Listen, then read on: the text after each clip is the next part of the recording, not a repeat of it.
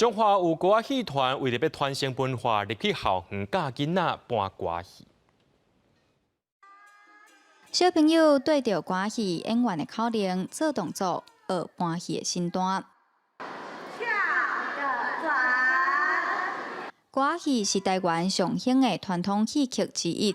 为着让囡仔了解歌戏的眉眉角角，中华新好兴总团除了认真搬戏，嘛拍拼咧探紧，用活泼趣味的方式，让囡仔体验歌戏。中有做迄种俗语，教囡仔讲啊，即个俗语是啥物意思？安尼会当提升因对这歌仔戏的兴趣。大部分参与度拢是足悬的啊，因为因会感觉足趣味的。啊，你也是讲你甲演出了，甲因讲一大堆，无甲因有迄互动感，因就较无意愿。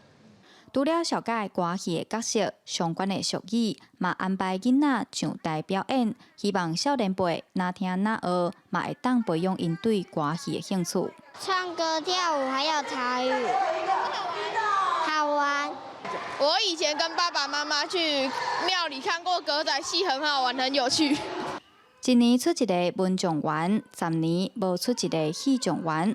培养一个歌戏演员是真久长的过程。剧团毋忘透过推广活动，将传统艺术的根传到囡仔的心肝内，让这个台湾本土的戏曲会当一代一代传落去。